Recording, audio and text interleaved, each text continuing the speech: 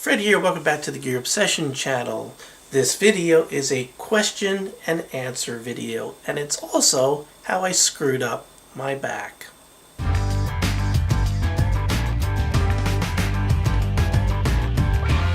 I've been flooded with comments about folks asking me about how's my back and concern and hopes that I get well, and I can't appreciate it enough. I can't believe the amount of good out there in YouTube. Ben Cannon 2 wrote, please make a video about how I hurt my back. Well, it's not something that happened overnight. It's called getting old and DDD, disc degeneration disease. The discs on my back are all messed up, getting old. They don't have the nice gooey juicy stuff in the middle that makes it flexible, and they end up getting inflamed, and then they end up pressing on nerves, and then I end up in so much pain that I can't even get my fat butt in a wheelchair. So it's gotten to the point where it really got bad, especially during the hurricane.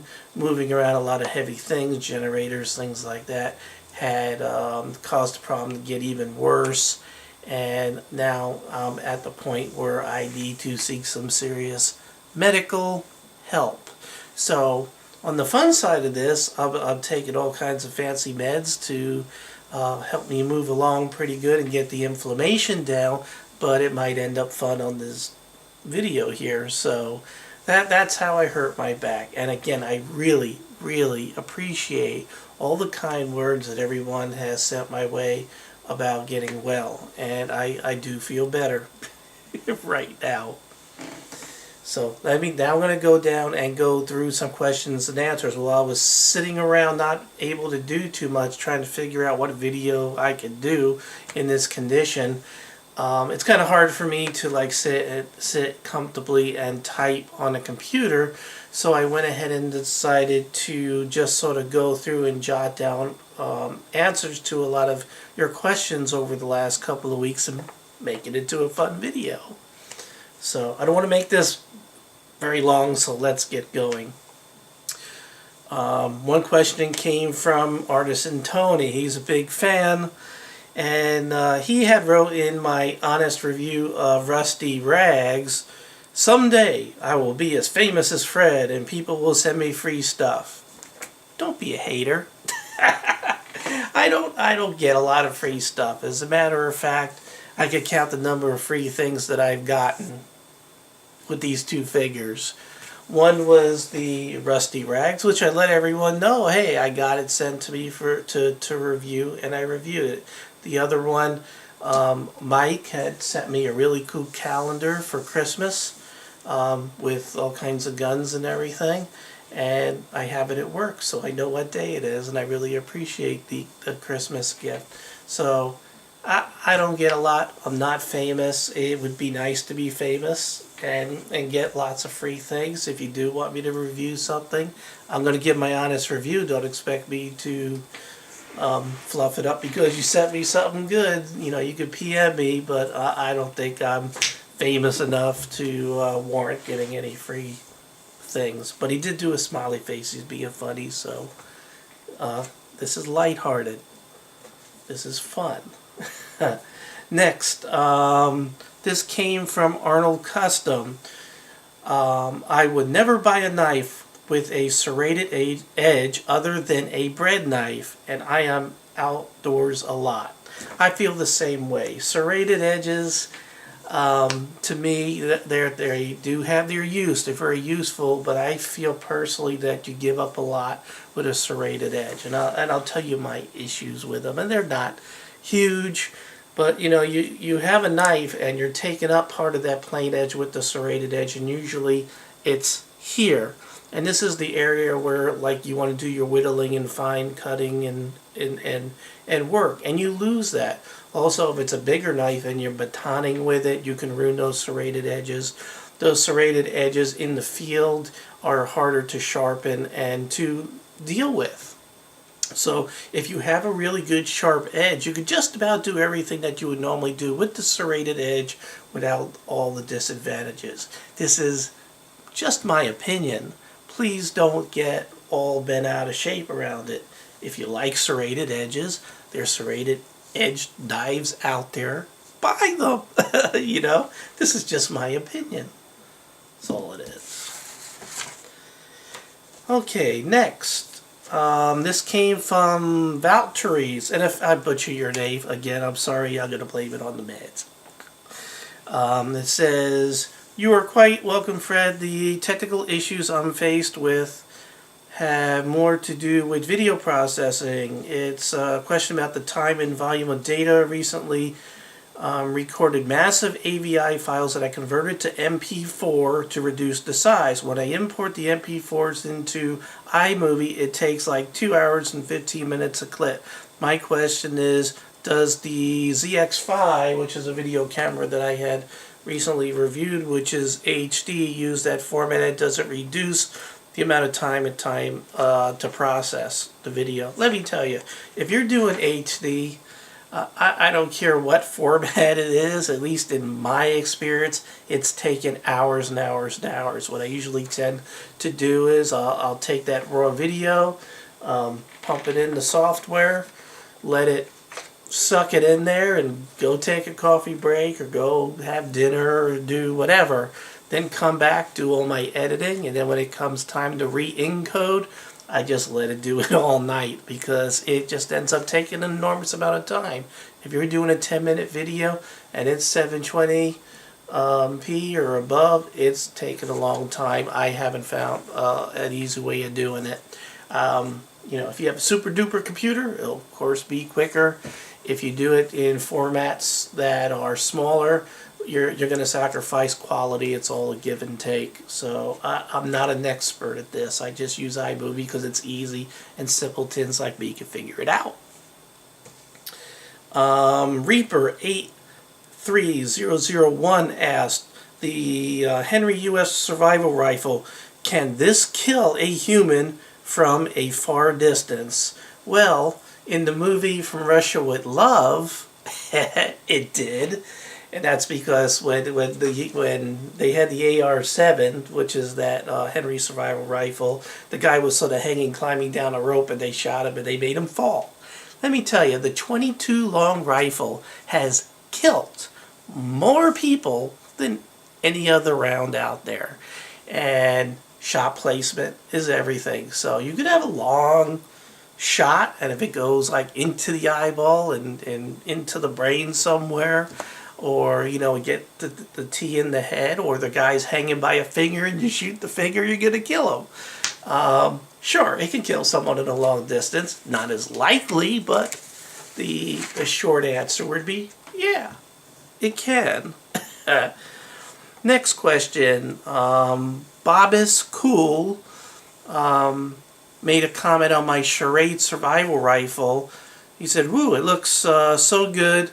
When he saw the screwdriver in it, it was about to push it to the side and keep looking for a knife, but seeing that it comes off, it was definitely a good buy, because it had this stupid toolkit inside. But you could take it out and then use it, you know, put stuff in it like a real survival thing. What sheath would you recommend for it?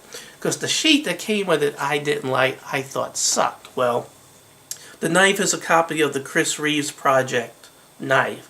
So if you could get your grubby hands on the sheath for that knife, use it. If you can find a sheath that fits the knife and you like it, go for it. I personally have not found the perfect sheath for it.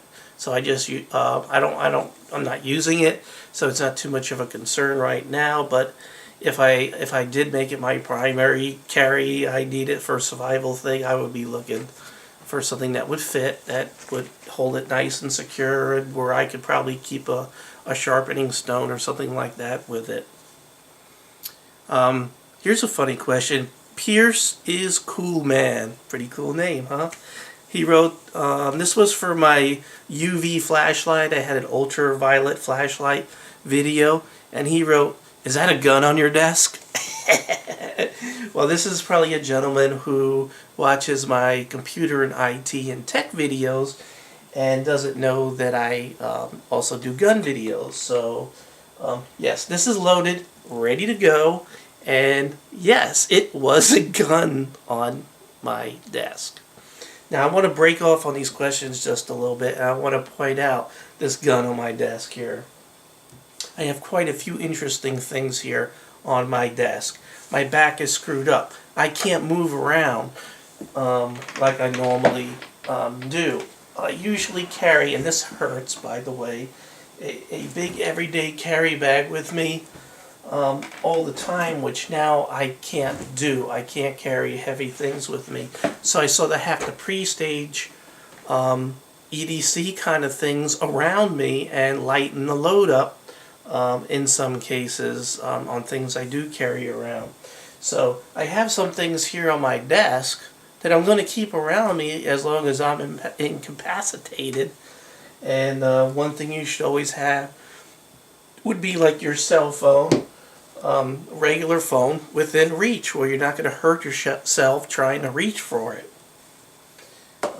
Always good to have a knife of some sort. You know, you just might have to get yourself out of a tangled situation or whatever. You should definitely have a knife handy around you. Flashlights, absolutely. You need to have some flashlights around. The lights could go out. Another blackout, another hurricane, or whatever. Again, I have my favorite lantern. This is actually the second generation of the lantern that I absolutely love by Eveready. They just last forever. This one's actually brighter than the first generation. I absolutely love this thing. And of course now I don't have the stupid model number, so I apologize. But that's what it looks like, and it's in Walmart or Target or one of the big box stores. You'll see something like this. You could use A batteries or D batteries. Excuse me. I'm sorry. Now another thing. Now this is not everything that you should have. These are just some examples to do some thought-provoking kind of things. Another thing you really need to have is a fire could break out. You know, you just don't know. I got a lot of electronics around here. Any one of them could just burst into flames. So I keep a fire extinguisher. Make sure you know how to use it, how to pull the pin properly. Make sure it says that it's still good. And if you're dealing with electronics, you want it to say that it could deal with electronics. Now this is a Alpha, Bravo, and Charlie fire, so it can handle paper products, it can handle oil, and it can handle electrical fires. A, B, C, that's a whole video within itself. I'm not mounting it because I need to sort of just have it close by where I happen to be, but I'm not going to put it where I'm going to like drop it and have it go off either. So I'm going to keep it within arm's reach and keep us safe. Okay. So getting back to some more questions and answers here. Rowitingen, I'm sorry if I'm butchering names, 571 had wrote that I made a comment in the Hurricane Irene Part 2 video that all my internet acquaintances made it through with no damage, and glad to see that I was added to the list. So I appreciate it again. I did make it through the hurricanes. Very luckily made it through. A lot of you folks have not done that good, and there are a lot of people around my neighborhood that really did not fare as well as I did. So I consider myself very, very, very lucky. Next question, Time Killer 7471 had asked a comment about the Henry lever action rifle. Is the Henry reliable? It is 100% reliable. Never had a problem with it. Unassuming Soldier made a comment on my Walmart CRKT Ripple video. He wanted to know if it was supposed to be, he wanted to know, I know I was supposed to be looking at the knife, but he kept on looking at my Knob Creek in the background, and it was stealing the show a bit. Yeah. Do you even understand what I'm talking about right now? Like any words coming out of my mouth? This stuff is great, but because of what I get to take to kill the pain in my back, I can't drink this now, so it's going to stay pretty full. I would love to share. Hopefully one day in the near future I can go ahead and take a couple of swigs of this when I'm feeling better, and then you can watch this level go down. Unless somebody in his house starts sneaking it. Okay. Next, from a YouTube video about the tactical. Oh, this actually came from YouTube. The Tactical Ruger 1022 video that I did, I got a message that said it may have content that is owned or licensed by Orchid Music. Orchid Music, you're on my freaking nasty list. No action is required, but of course they're gonna get my little AdSense, I guess, when people come and click on the ads to that video. This is not the first time this has happened. All my music, my jingles and everything come from within iMovie. It's free use kind of stuff. But then either the musicians that put this together for Apple, or these people are just outright taking that music and calling it their own and copyrighting it. So that's screwed up. Orchid Music, unless there's something I'm missing here, you're on my bad list. Next one, dude number 1 plus made a comment about the Walmart Ripple. He said, how much would it cost not being CRKT? Well, if you watched like 1 minute, 1 minute into my 10-minute video, you would have heard that it cost $39.99. It does kind of torque me that I'll get questions about things that I addressed in the video, and some of them were like only like seconds within the video, but you know what? You only live once, so thought it was funny, so I could use it to be hilarious, right? Nikki B2U made a comment about my Remington Mini dehumidifier video. Okay, is it something that you use in a storage area, or could you use it in a bathroom? It's not designed for the bathroom. I'll tell you what, if you had a safe dehumidifier like that in the bathroom, it would need to be recharged instantly. It's not made to handle that much humidity. It'll keep your safe good to go for a while, not your bathroom. So I hope that answers your question. Next, Kilo Sierra Alpha, another big fan, always stops by. I appreciate it. Made a comment about also the Walmart Ripple. He said, I wish Fred would renew better knives. $40 is not an unbelievable deal. Oh, I'm sorry. Well, I wish Fred reviewed better knives. $40 is not an unbelievable deal when you could get the Skyline for $34 with better handles, nicer blade, it's lighter, and it's made in the good old USA. I'm yet to see a good CRKT knife. CRKT is crap. I'm not the biggest fan of CRKT. I do prefer Kershaw's and Spyderco's over CRKT right now. I do own a Skyline, and I love the Skyline, and I have a whole bunch of knives I haven't reviewed. I really thought I did review it, but I'll take a look back, and if I didn't, I'll do a review on it. But I did the review on the CRKT because I was in Walmart recently, and it's the first one I ever saw in Walmart, so I thought it would make a awesome video because no one else has done it yet. There's a lot of videos on the Skyline. There are very few videos explaining the whole Walmart Ripple thing. So that's why I thought that the video would be different. I'm looking to do things that are different. I don't want to be the 501st video of the same thing that everybody else does. So I try to mix it up. I try to give my own point of view, keep things different, interesting. I'm guessing that's why you're coming to see my videos, right? Next, AccuDude3 had wrote a comment about the Ripple. He said, where was it made? Again, about 1 minute into the video, I turned the box around and it said made in China.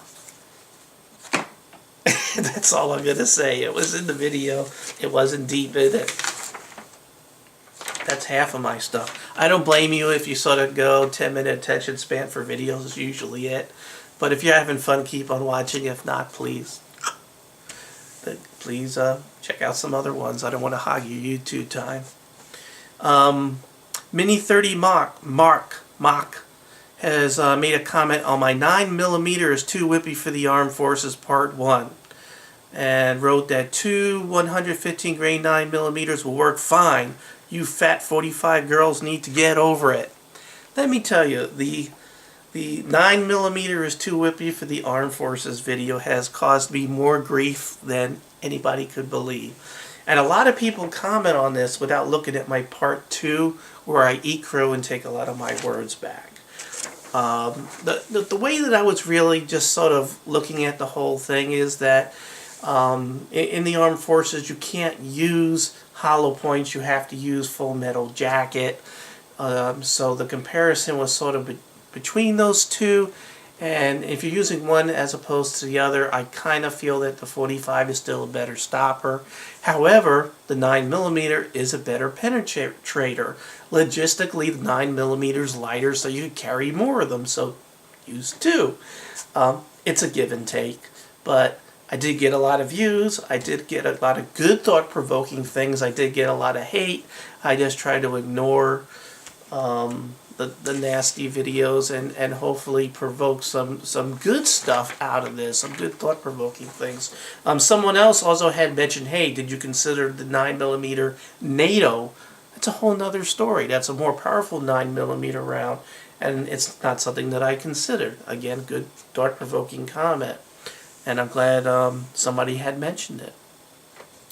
Meow828282 wrote, made a comment on my homemade ballistic gel. What did you use to edit your films? Almost everything is iMovie. Every once in a while, I'll use on Microsoft the Movie Maker if I just run into a situation where I need to. But almost 99% is iMovie on my Mac. You only can use a Mac for iMovie. Next, Dylan F4D made a comment on my Remington 1858 New Army Revolver by Pieta. He wrote, why would they sell 100 balls if the gun does 6 shots? It's safety check. This one is safety check. This is the Pieta. It's a falling cap. You know, you got to like load the balls and everything, and it's a 6-shooter. So why don't I just buy 6? Well, if I bought 6 and then I would shoot it, I would have to pack up everything from the range, go to the store, buy another 6 rounds, go back to the range, pack it all up, and then shoot those and keep on doing it again. And I don't want that much exercise because I'm fat. I don't know what to say about that question. You don't buy exactly what you need in most cases as far as guns. I mean, if that were the case, you wouldn't buy a 50-round box of ammo, right? You would just buy 6 for your revolver. I don't know. It's so you have extra. It's so you can keep on shooting, reloading. I don't know. I thought it was a funny question, so I left it in there. But I'm sure the person was very serious, and I don't mean to offend. Leatherman Fan 2 had made a comment on my Rusty Rags video. He wrote, nice flashlight. What is it? Man,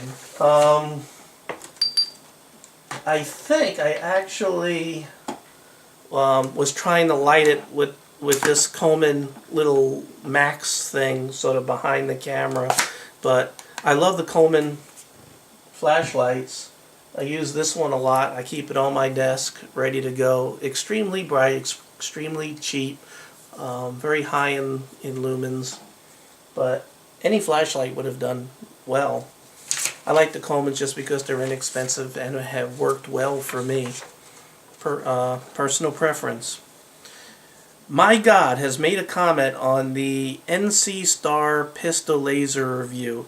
He wrote, you can get the non-brand version of the straight from China for $20 from Alien Express. The NC Star is probably just imported and relabeled.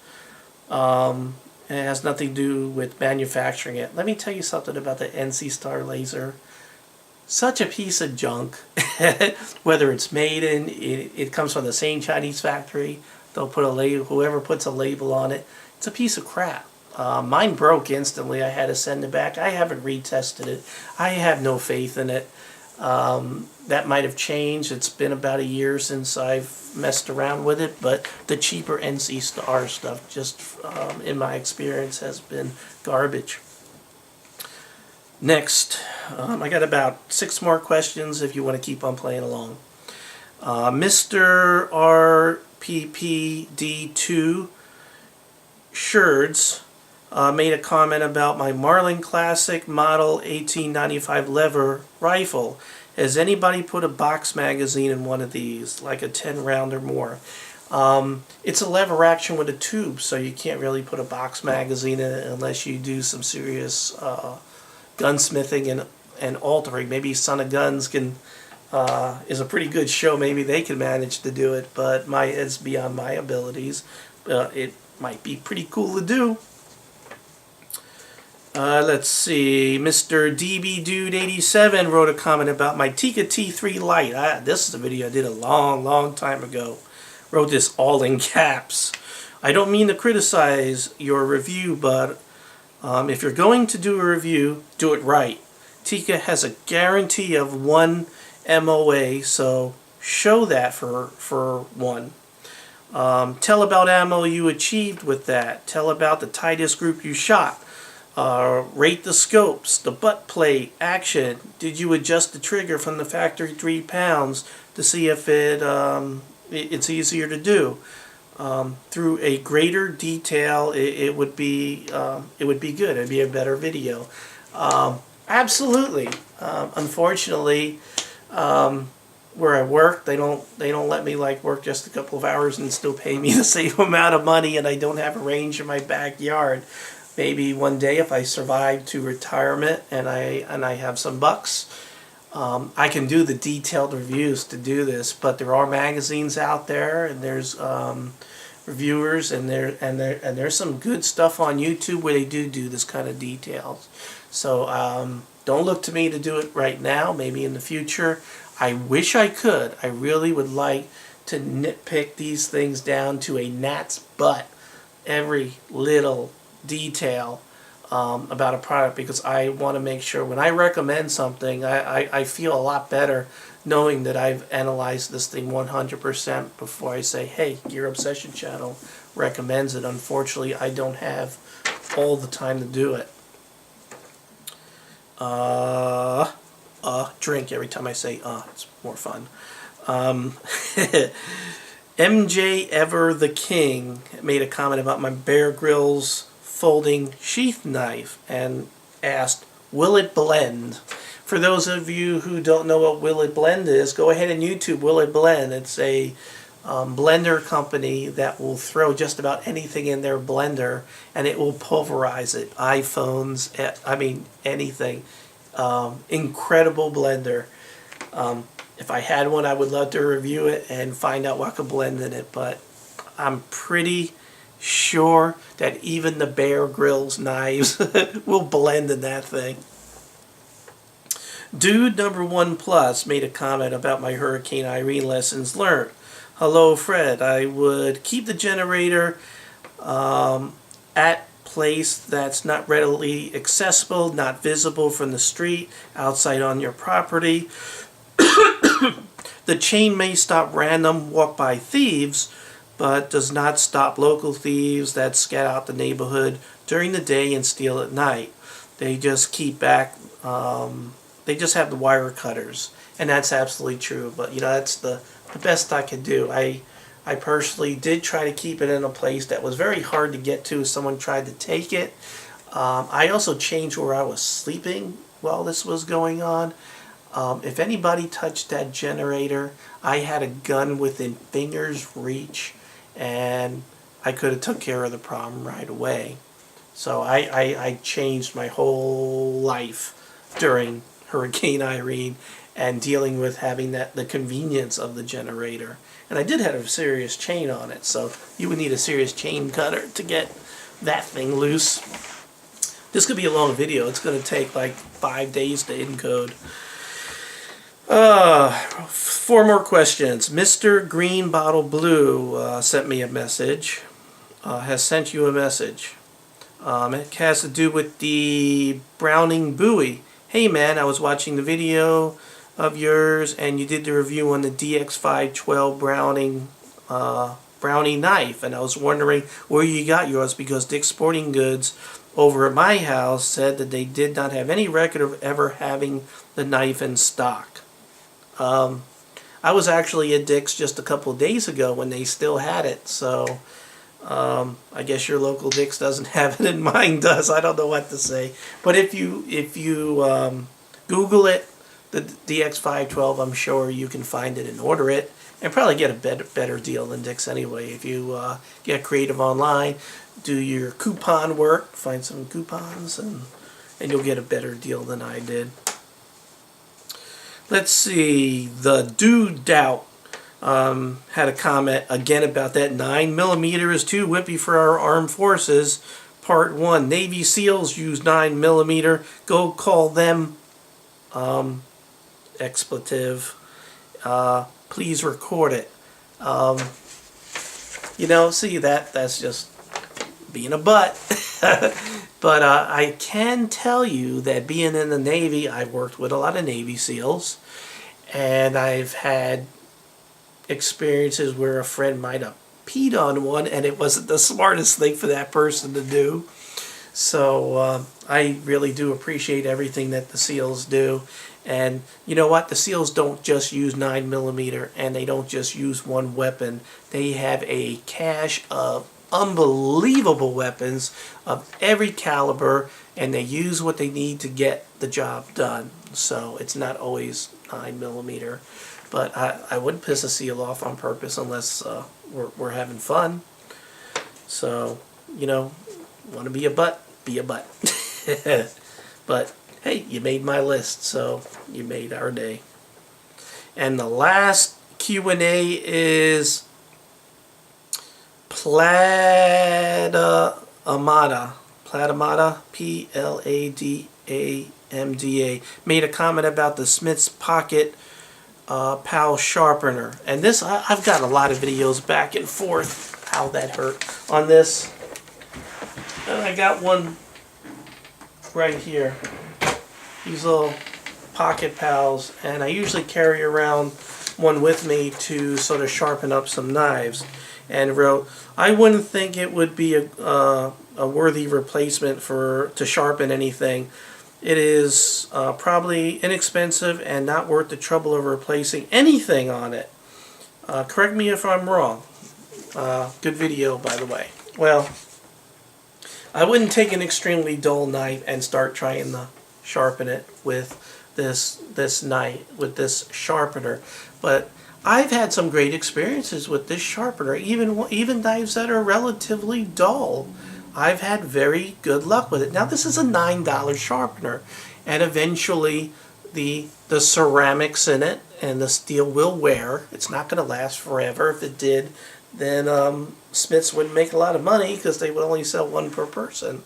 I love this thing here, so if you have serrations, you could go ahead and take care of the serrated edges. Actually, I use this rod, this diamond impregnated rod, to sometimes work out a little bit of a nick or something that I might put in the blade, and then go ahead and run it down the carbide and ceramic grooves.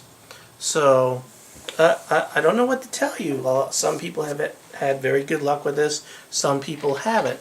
You know, this has a certain angle in these grooves, and there are some knives like the bigger K-bars that don't sharpen well in this thing.